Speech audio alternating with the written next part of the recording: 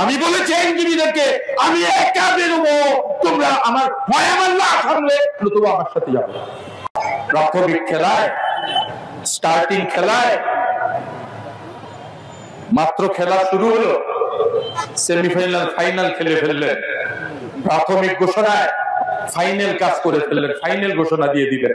এবার যে ফাইনাল ঘোষণা হবে তখন কি করবে? আর তো কোনো শব্দ না। যখন গুলির মুখে দাঁড়িয়েছি তখন ভাবি নাই ফিরে আসবো। যেদিন কঠিন আন্দোলনের সময় আমার স্ত্রী সন্তানদের চোখ চেহারা দেখে আসতাম, তারা প্রথম বুঝতে পারেনি কেন আমি চেহারা দেখি।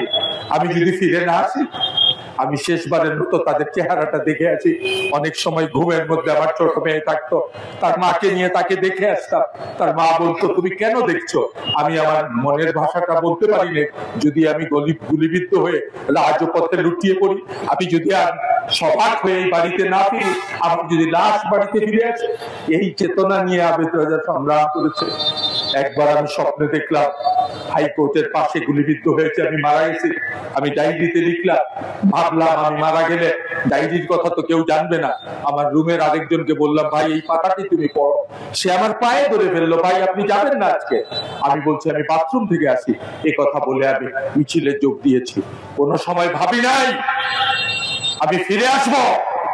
দেশনেত্রী মার্চ ফর ডেমোক্রেসির ঘোষণা দিয়েছেন, কেউ বেরোতে চায় না। আমি বলেছি আইনজীবীদেরকে আমি একা বেরোবো, তোমরা আমার ভয় আমার না থামলে নতুবা আমার সাথে যাবে। দল আমরা সবাই করি।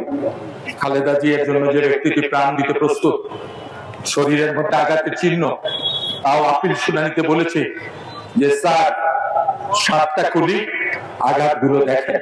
বলছে না না না দেখতে হবে না, দেখতে হবে না। পাতা ভাঙা, লক্ষ্য করে দেখবেন খুঁড়িয়ে হাঁটি।